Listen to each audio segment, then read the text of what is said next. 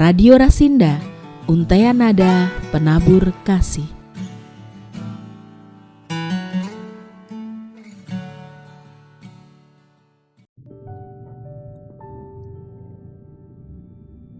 Selamat pagi, Shalom para pendengar Radio Rasinda, Kabupaten Karanganyar dan sekitarnya, dimanapun berada.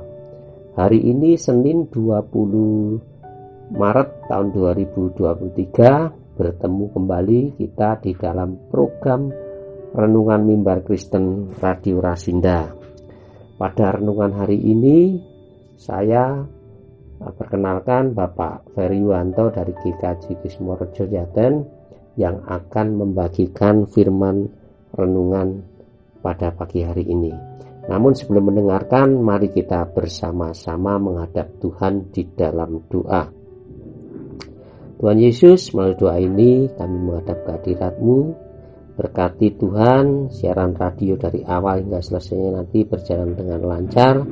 Kiranya apa yang hamba bagikan dapat menjadi berkat bagi semua yang mendengarkan. Tuntunlah hamba-Mu dengan Roh Kudus-Mu sehingga apa yang hamba bagikan benar-benar menjadi berkat bagi semuanya di dalam bertumbuh di dalam iman Tuhan Yesus Kristus. Di dalam Bapa, Putra dan Roh Kudus, di dalam Tuhan Yesus Kristus, hamba-Mu telah berdoa, memohon dan ucap syukur. Haleluya, amin. Para pendengar Radio Rasinda dimanapun berada yang saya kasihi, pada pagi hari ini saya akan memberikan renungan yang berkaitan dengan penyaliban Tuhan Yesus. Karena pada saat ini semua gereja memasuki masa-masa Prapaskah. Di dalam judulnya saya akan mengambilkan judul dengan 7 perkataan Yesus di kayu salib. Para pendengar Radio Rasinda yang terkasih di dalam Tuhan Yesus, penyaliban merupakan salah satu bentuk eksekusi yang terkejam yang pernah ada di dunia. Esensi dari penyaliban bukanlah kematian itu sendiri, melainkan penderitaan saat menjelang kematian. Dengan demikian, kematian merupakan suatu hal yang sangat diinginkan oleh orang yang disalib. Penyaliban adalah salah satu bentuk hukuman yang diterapkan dalam Kekaisaran Romawi. Dan orang yang paling terkenal karena hukuman salib oleh pemerintah Romawi adalah Yesus Kristus. Pada zaman Yesus, para pemberontak dan pelaku kriminal dihukum dengan cara disalib. Namun ada beberapa pandangan-pandangan yang berbeda dengan memandang cara-cara mengenai mengapa orang disalib. Pandangan Yahudi di dalam Perjanjian Lama dapat kita ketahui, dalam adat istiadat Yahudi ada tertulis bahwa orang yang digantung di atas pohon itu terkutuk. Ya, seorang yang digantung terkutuk oleh Allah. Bisa dibaca di Ulangan 21 ayat 23. Jadi orang yang berbuat katakanlah dosa yang besar, penjahat-penjahat, hukumannya adalah salib. Jadi biar ditonton orang, menjadi peringatan, sehingga orang-orang tidak akan melakukan seperti pengalaman orang yang disalib tersebut. Dan di dalam pandangan orang Kristen, dalam agama Kristen diyakini bahwa Yesus Kristus disalib untuk menebus manusia, dan melalui Dia yang disalib, manusia yang berdosa digantikan atau ditebus dari penghukuman, sehingga semua dosa yang telah dilakukan digantikan melalui pengorbanannya. Bisa dibaca di Galatia 3 ayat 13 sampai 14, di mana berbunyi ayat tersebut, Kristus telah menebus kita dari kutuk hukum Taurat, dan dengan jalan menjadi kutuk karena kita.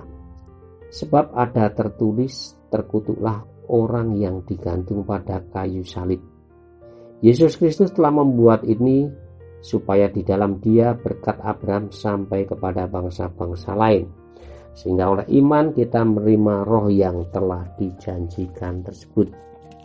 Para pendengar radio Rasinda dimanapun mendengarkan, ketika Yesus Kristus dihukum mati dengan jalan diberlakukan di atas kayu salib, orang-orang jahat berpikir bahwa mereka hanyalah menghukum mati orang yang telah mengganggu jalan hidup mereka. Mereka tidak menyadari bahwa salib adalah rencana Allah sejak permulaan dunia ini. Salib Kristus adalah titik pusat keberadaan manusia di bumi ini sejak manusia pertama berdosa. Bisa dibaca di Kejadian 3, Bapak Ibu dan para pendengar di rumah. Allah telah merencanakan sedalam-dalamnya bahwa Yesus akan mati di atas salib. Sejak saat itu orang-orang mengharapkan dalam iman akan janji Allah untuk menyelamatkan mereka melalui salib.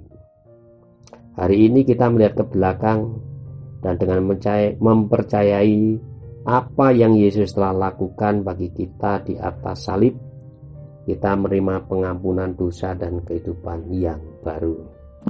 Para pendengar radio Rasinda dimanapun berada, di Kabupaten Karanganyar dan sekitarnya, pada saat ini perenungan kita adalah berbicara tentang 7 perkataan Yesus di kayu salib. Proses penyaliban Yesus perlu diketahui juga di dalam Alkitab. Tentu kita telah mengetahui sampai kematian Yesus di Bukit Golgota itu terjadi antara jam 9 pagi sampai jam 3 sore. Dan di dalam rentang waktu itu Yesus menyerukan 7 perkataannya yang terkenal dari atas kayu salib. Inilah 7 perkataan Yesus Kristus ketika disalibkan di kayu salib. Yang pertama, Yesus berkata, "Ya Bapa, ampunilah mereka sebab mereka tidak tahu apa yang mereka perbuat." Lukas 23 ayat 3-4.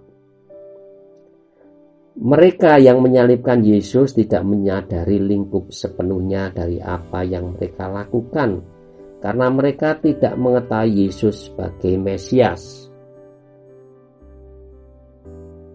Tuhan Yesus pada saat disalib pun memintakan ampun kepada Bapa apa yang menjadi perlakuan orang banyak dan para prajurit serta golongan agama terhadapnya. Ia tidak menuntut keadilan bagi dirinya. Ia tahu di kayu salib sedang menjalankan misi Allah bagi dunia, yaitu menyelamatkan bagi orang berdosa yang bertobat dan menjadi percaya. Ia tidak berdoa bagi dirinya sendiri di dalam penderitaannya, tetapi dia berdoa bagi orang yang memusuhi dan membunuhnya. Jadi perkataan Tuhan Yesus di kayu salib yang pertama adalah berbicara tentang pengampunan. Sedangkan perkataan Tuhan Yesus yang kedua di kayu salib di dalam Lukas 23 ayat 43, yaitu, "Aku berkata kepadamu, sesungguhnya hari ini juga engkau akan ada bersama-sama dengan aku di dalam Firdaus." Pada perkataan kedua ini berbicara tentang keselamatan, di mana di dalam bagian ini Tuhan Yesus meyakinkan kepada salah satu penjadi kayu salib bahwa ketika dia mati, dia akan bersama dengan Yesus di surga. Jadi di situ ada 3 orang disalib, Yesus di tengah, samping kanan kirinya adalah penjahat. Namun di satu sisi, yang satu tetap mengeraskan hati dan yang sebelahnya itu mengetahui bahwa Yesus memang adalah Allah dan Mesias. Jaminan ini diberikan di saat menjelang kematiannya karena si penjahat telah menyatakan imannya kepada Yesus mengakui Yesus sebagai Mesias. Jadi satu memang mengetahui bahwa Yesus memang adalah seorang Tuhan dan dia juga seorang Mesias. Pernyataan penghiburan yang mengandung jaminan ini tidak diucapkan bagi orang yang baik-baik, tetapi bagi penjahat yang ada di sebelahnya. Sebab penjahat ini menunjukkan iman kepadanya dan mohon keselamatan daripadanya. Untuk lebih jelasnya bisa dibaca di Lukas 23 ayat 39 sampai 42. Penjahat yang satu menghujat, tetapi yang lain lagi percaya bahwa satu, Yesus tidak berbuat salah. Dua, bahwa dirinya dan temannya dihukum karena balasan yang setimpal dengan perbuatannya. Tiga, dia menegur temannya yang tidak takut akan Allah.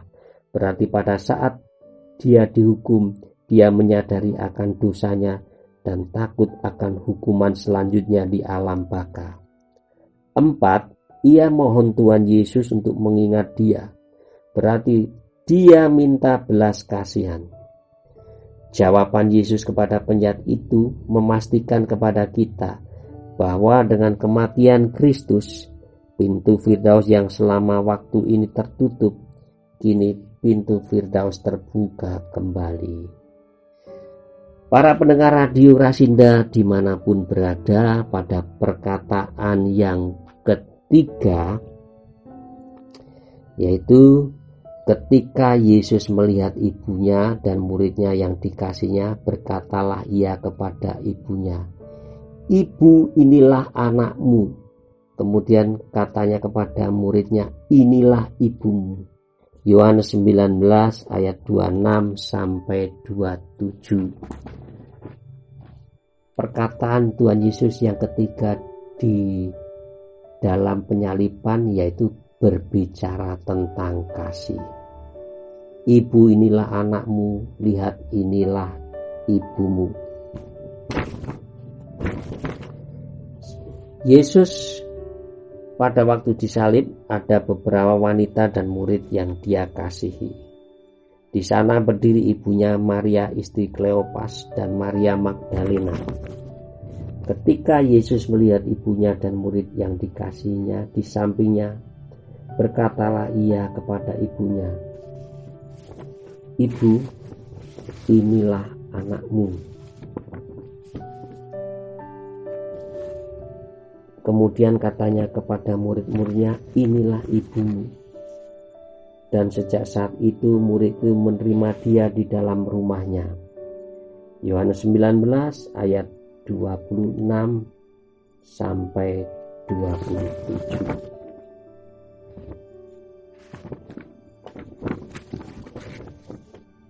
Ucapan Yesus kepada Maria dan Yohanes seolah-olah melimpahkan tanggung jawab pemeliharaan ibu yang sudah janda dia berikan kepada Yohanes. Sejak hari itu Yohanes membawa Maria untuk tinggal di rumahnya. Jadi pada perkataan yang ketiga adalah berbicara tentang kasih. Dalam ayat tersebut kematian Yesus sebagai anak yang mengasihi ibu manusiawinya memastikan agar ibunya itu ada yang mengurus. Jemaat yang terkasih, saya ulangi, para pendengar radio Rasinda yang terkasih dimanapun berada, untuk perkataan yang keempat adalah Allahku, Allahku, mengapa engkau meninggalkan aku? Matius 27 ayat 46. Menyatakan kira-kira jam 3 berserulah Yesus dengan suara nyaring, "Eli, Eli, lama sabachthani?" Artinya, "Allahku, Allahku, mengapa engkau meninggalkan aku?" Pada perkataan yang keempat ini berbicara tentang penebusan. Di sini Yesus mengungkapkan perasaannya ditinggalkan Allah, Bapa ketika dosa manusia ditimpakan kepadanya. Dan karena dosa begitu najis dan menjijikkan, Allah harus berpaling dari Yesus. Ketika Yesus dibuat berdosa karena kita, dia mengalami keberpisahan dari Allah Bapa.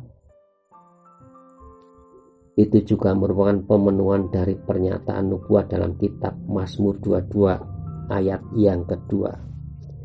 Yesus mengalami sengsara yang amat sangat.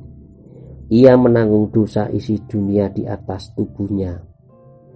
Bapa yang kudus tidak bisa melihat bahwa ini ia seolah-olah memalingkan wajahnya. Komunitas Allah retak, pisah karena dosa dunia yang ditanggung Yesus di dalam tubuhnya. Memang Yesus sendiri tidak berdosa, namun dia dijadikan dosa. Dan keadilan Allah memurkai dosa tersebut. Inilah cawan yang harus dia minum. Itu terpisah dari Bapa. Mulai dari jam 12 kegelapan meliputi seluruh daerah itu. Sampai jam 3, kira jam 3 berserulah Yesus dengan suara nyaring. Eli, Eli lama sabachthani. Artinya, Allahku, Allahku, mengapa engkau meninggalkan aku? Alam semesta gelap gulita menandakan gelapnya orang yang hidup dalam dosa.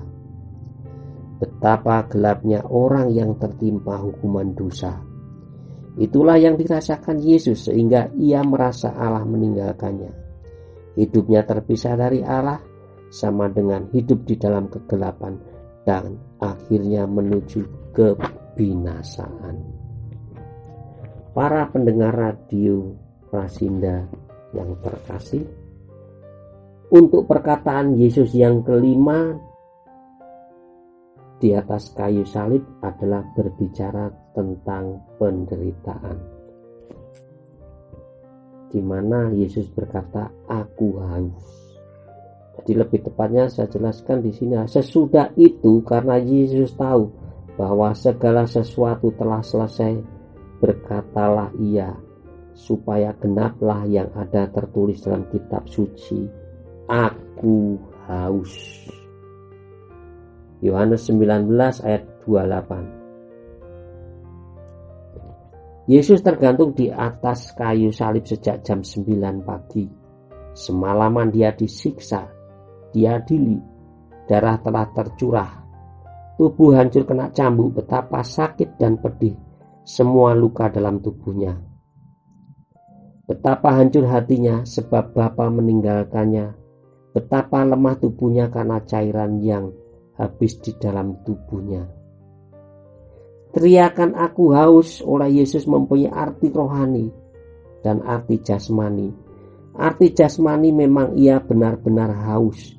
Arti rohani bisa satu, haus akan kasih manusia kepada Allah, tak ada kasih di sekelilingnya pada saat itu. Yang kedua, haus akan pertobatan dan keselamatan jiwa-jiwa. Walau ia puas dahaganya secara fisik, asal ada pertobatannya, ia sangat puas.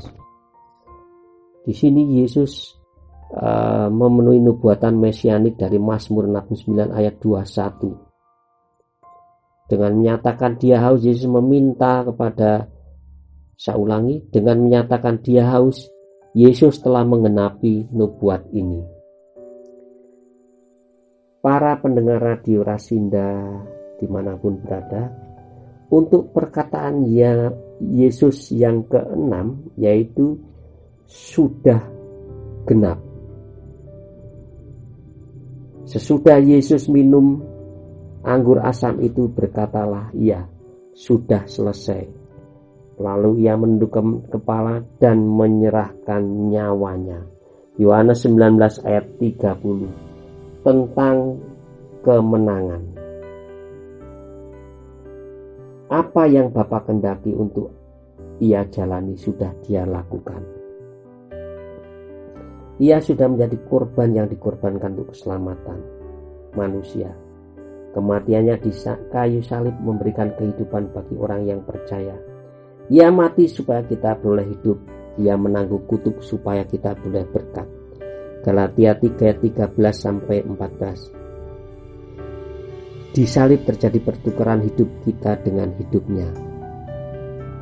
Kata-kata terakhir Yesus yang berarti bahwa pemberitaannya telah selesai dan seluruh pekerjaan yang Bapanya telah berikan kepadanya, yaitu memberitakan Injil, melakukan berbagai mujizat, dan mengerjakan keselamatan kekal bagi umatnya, telah dilakukan, telah dicapai, telah dipenuhi. Hutang dosa telah dibayar dengan lunas. Maka Tuhan Yesus pada saat matanya mengatakan sudah genap.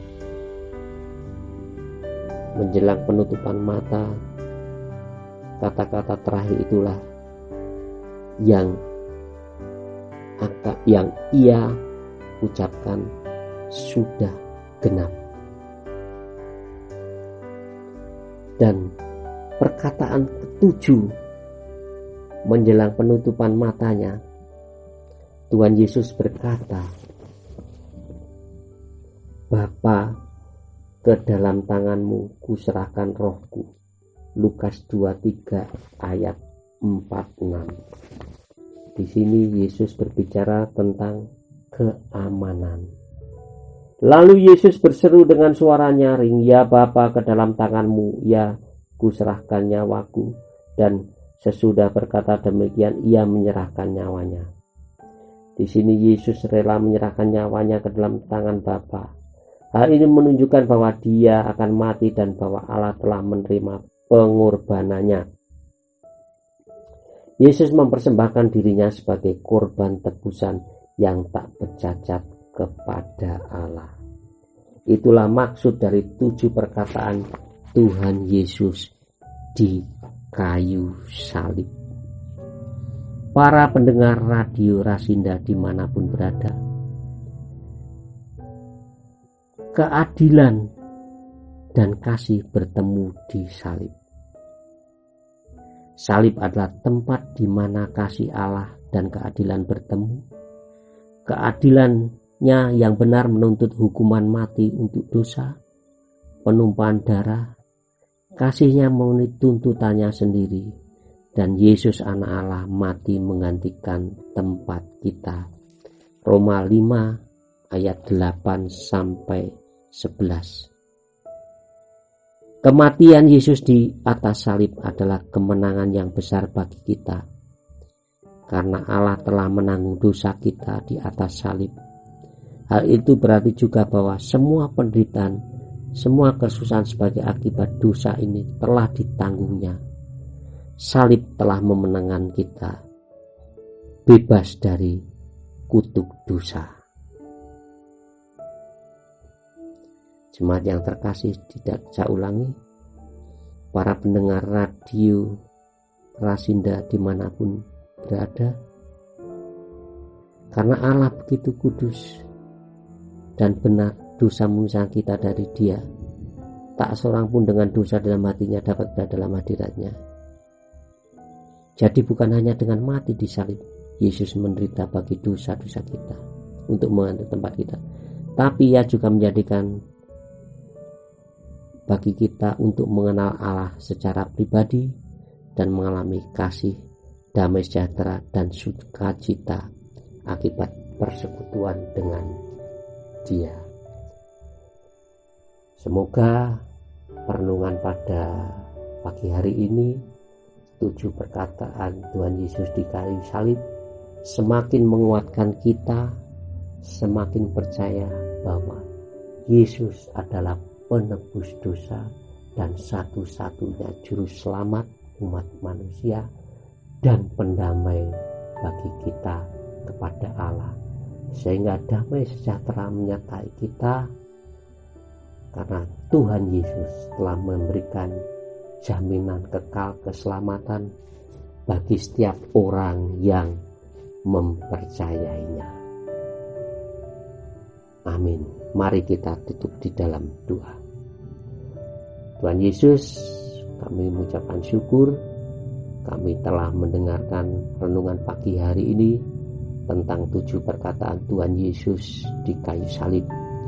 Kiranya melalui perenungan pada pagi hari ini yang telah kami dengar dapat menjadi berkat bagi kami untuk membawa kami setia di dalam Tuhan Yesus, setia di dalam kehidupan rohani dan pelayanan kami.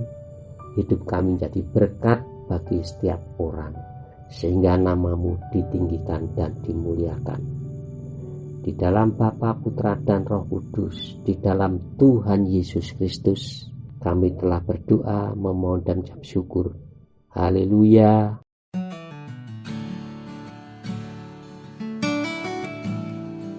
Radio Rasinda, Untaian Nada Penabur Kasih.